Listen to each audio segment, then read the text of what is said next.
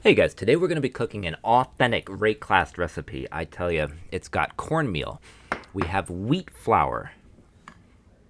We have half a cup of each, and we have half a cup of pumpkin. Because if you ever pay attention, and if you've played this league, Settlers of Calgary, all they eat in Rhea is fucking wheat, corn, and pumpkin. That's all they eat. That's all they grow. And so we're going to be using these three ingredients in a recipe, along with, of course, Edziri's breast milk. Don't worry, there's plenty to go around. All of Rhea can be fed with her breast milk. And what is this? This is the salty tears of those that have died in hardcore. And so we're going to be combining these ingredients. Half a cup Edziri's breast milk, half a cup of wheat flour, half a cup of corn. We're going to be using some butter, half a cup of pumpkin, salty tears. And this here, this is a Rhea egg. This is an actual Rhea egg.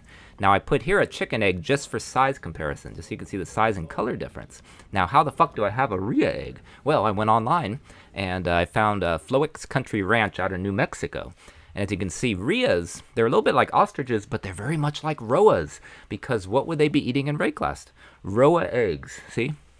See? Rhoas and their eggs. So here it was, 2 Rhea eggs for eating, $60 US. I had them shipped to my home, and we will be incorporating this into the recipe. Now, you might think, hey, they have chickens in Rhea, you know, here's chickens right here in Kingsmarch. But the problem is half the time you step on them, your entire game crashes, right? So how the fuck do you get their eggs, right? Number one. Number two, if your game doesn't crash, well, the thing is, this is Kingsmarch. Not everybody in Rhea would have access to chickens, but everybody would have access to rhoas. So I was able to crack the egg open. I broke the yolk, unfortunately. But we have this egg equivalent to about 10 chicken eggs. We're going to add all the wet ingredients and then the dry ingredients. We're going to add Edziri's breast milk, the salty tears. We're going to mix everything together. When it is all mixed, it looks like this slurry here, this pumpkin egg slurry. It has a lot of eggs, so it doesn't look like a traditional batter. It's not like a cornmeal batter. It just has too much egg. You can make a massive cornbread out of this, but I chose not to. I decided instead to just make this giant fucking Rhea pancake. And so we're going to pour in our batter in our very large amount of butter because I did not want it to stick. And so what I did here was I cooked it for 15 minutes on simmer. And then got in there to flip it. Attempting to flip the Rhea pumpkin pancake. I was able to flip it without breaking it too much.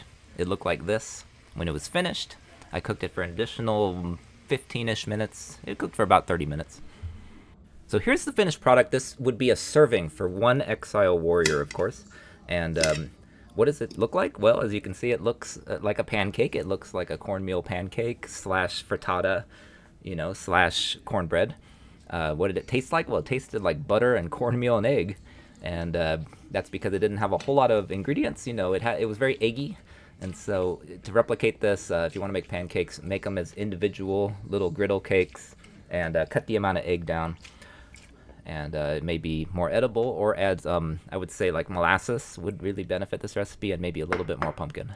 Substitute Edziri's breast milk for Tora's breast milk. But this is the authentic version that they would eat in Rhea. I think you would all agree.